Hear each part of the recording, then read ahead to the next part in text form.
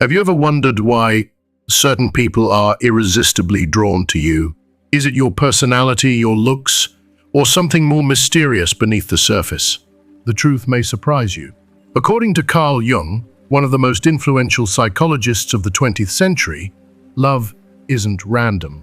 People fall in love with you for two profound reasons that go beyond simple attraction.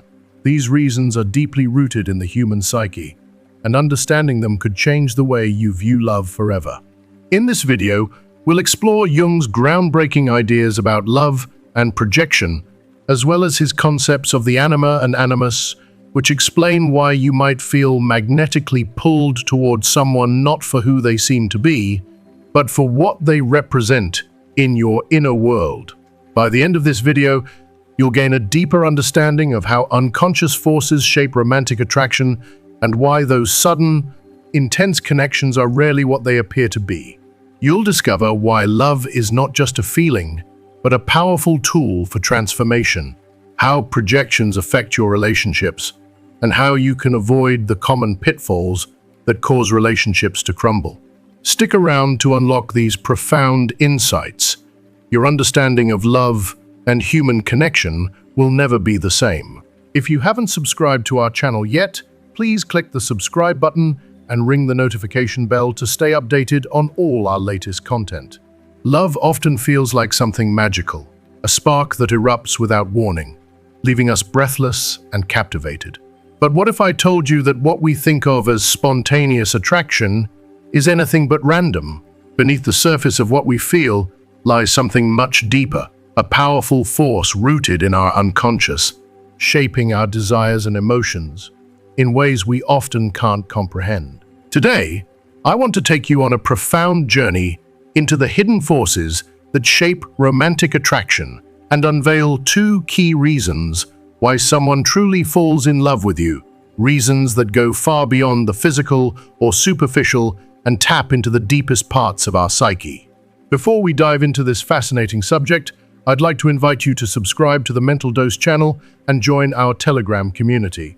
There, you'll get exclusive access to early insights, new videos and discussions around personal and spiritual growth that could change the way you perceive yourself and the world around you. Now, let's get started. We've all been swept up in that feeling, the sudden, intense attraction to someone who seems to call to our soul. It's as if the universe itself orchestrated this moment, as though fate has conspired for us to meet. But Carl Jung, the great psychologist, would tell us that even the most seemingly spontaneous attraction follows a deep inner order. He suggests that what we experience as a random spark of connection is the visible manifestation of unconscious forces that have been quietly shaping us over time. What feels like fate is, in reality, the result of years of inner development, emotional baggage, unhealed wounds, and unmet needs. It's as if the very architecture of our psyche is guiding us towards certain people and away from others. That magnetic pull you feel when you meet someone, that inexplicable connection, is no accident. It's the result of an invisible structure deep within you, quietly steering you toward a specific individual.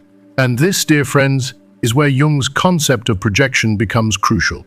We all carry fragments of ourselves within us, fragments of who we are, who we once were, and who we long to become. These hidden images are not just abstract ideas. They are powerful emotional forces, repressed and denied, tucked away in the shadows of our unconscious mind. But just because they are hidden doesn't mean they're gone. They are very much alive, waiting to resurface and speak to us through others. Picture this: someone who has spent their entire life holding back emotionally, afraid to express their feelings or show vulnerability. They meet a person who is bold, expressive, and completely unapologetic in their emotional freedom. That person becomes magnetic to them. They don't just admire this individual, they are deeply resonating with something inside of them, something that has been dormant, waiting to be awakened. It's not just admiration, it's a recognition of a potential within themselves that has been buried for far too long. The attraction is real, but the true force behind it is the unconscious mind, yearning for expression, searching for the missing piece needed to evolve and grow.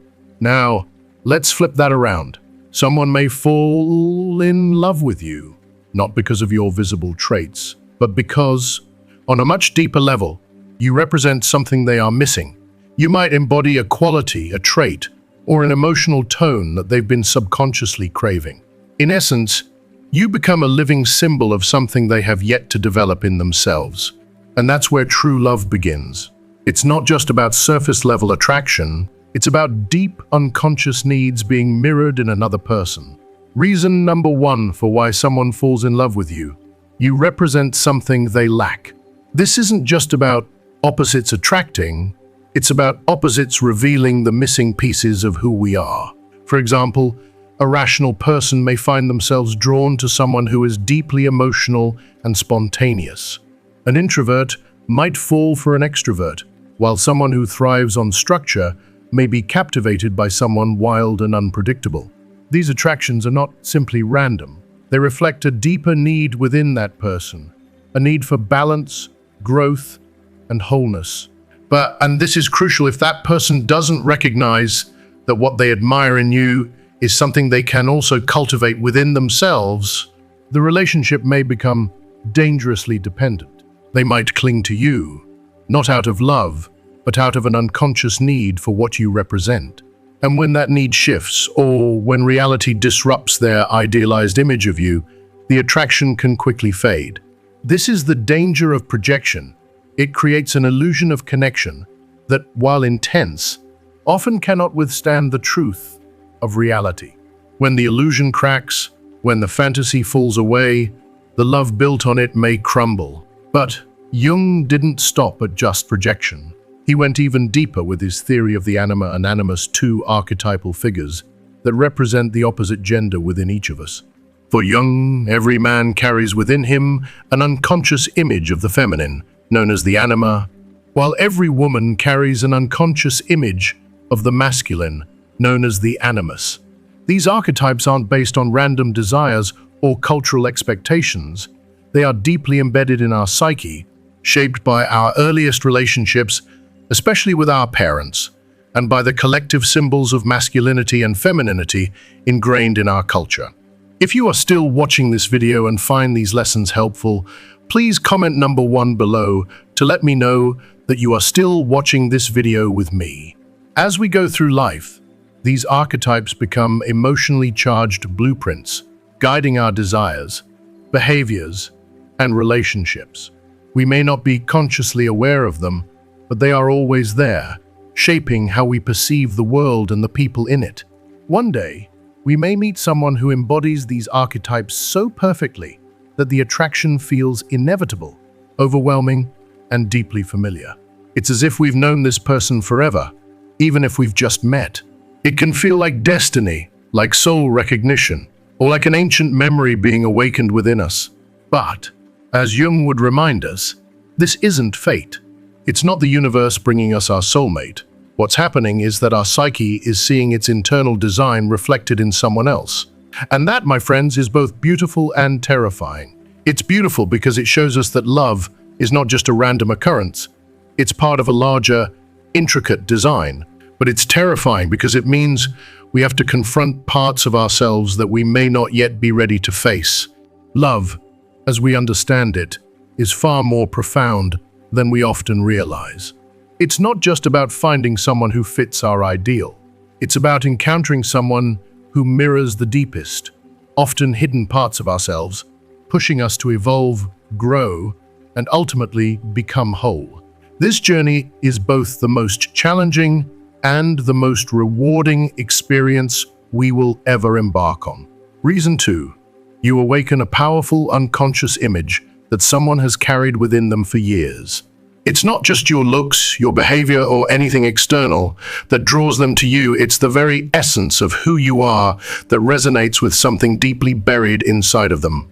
When you enter their life, it's as if you've triggered an internal pattern, an emotional memory, stirring emotions they've long suppressed or never fully understood.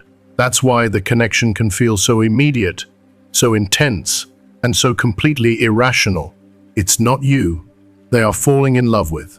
It's the symbol you've become to their inner world, a symbol of everything they've needed or wanted but never realized.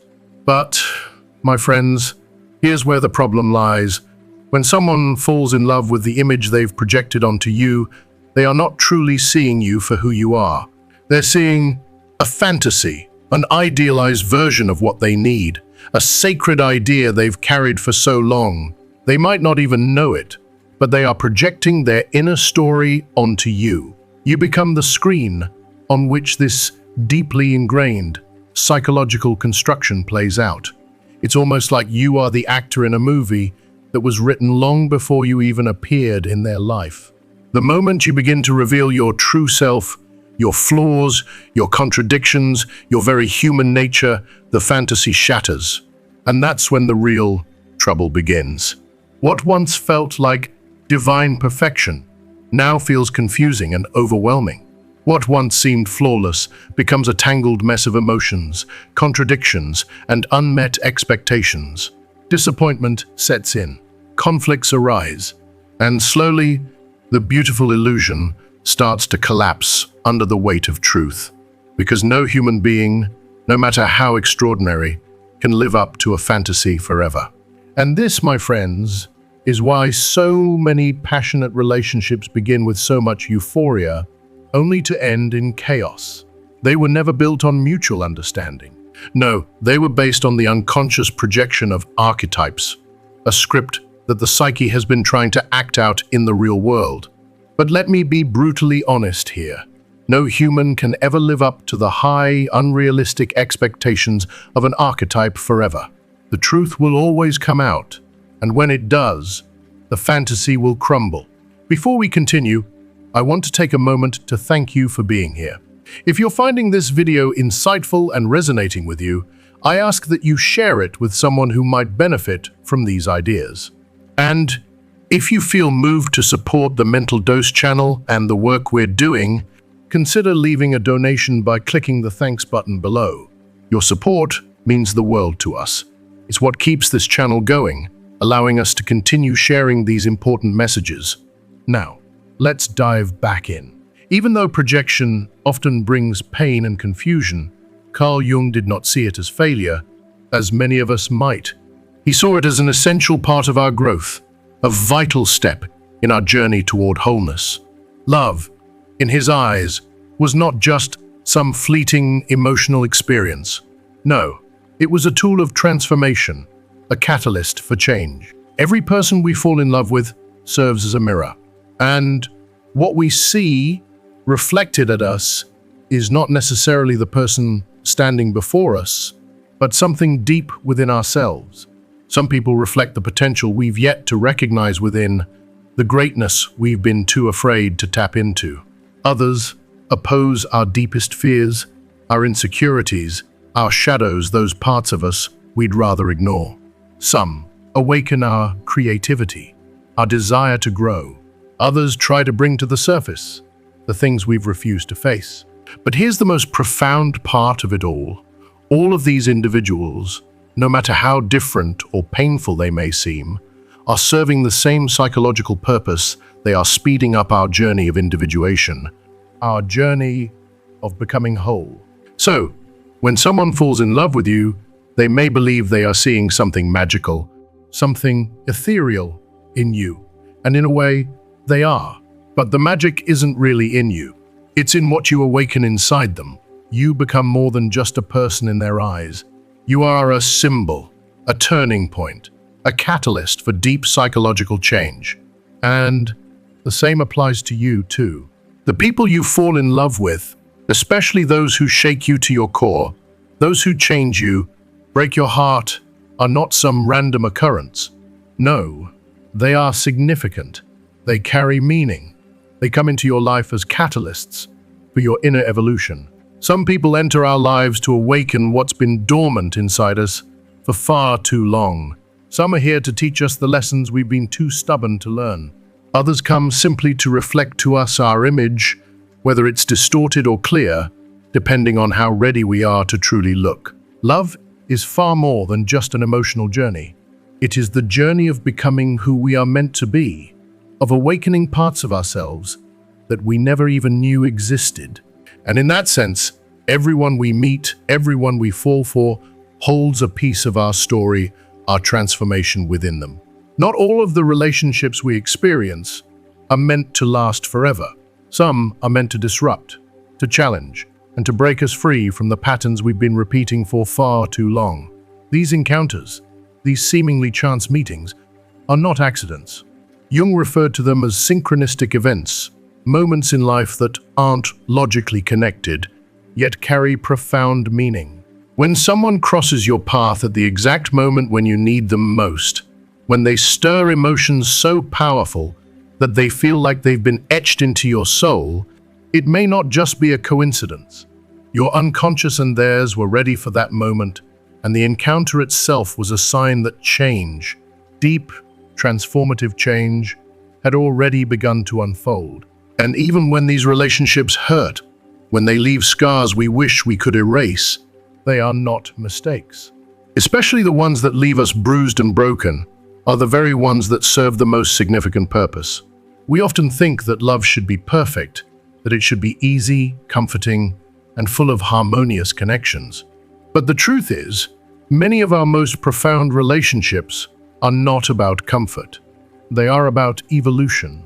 They are about growth. They are about meeting the parts of ourselves that we've neglected, avoided, or never even knew existed. These encounters may be intense and painful, but they are catalysts for the deep internal shifts that we are often too afraid to face. So, why do people fall in love with you? Is it really because of who you are on the outside? Or is there something more profound happening beneath the surface?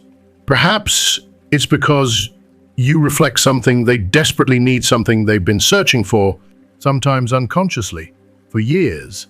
Or perhaps you activate a dormant part of themselves that they've long since forgotten, a part that was hidden, pushed away, or neglected. In both cases, the love they feel for you is not truly about you at all. It's about the inner workings of the self trying to evolve, to find what is missing, to become whole. But here's the catch. The same principle applies to you. You fall in love with people who mirror the parts of yourself that you've lost, that you're still searching for, or that you failed to develop.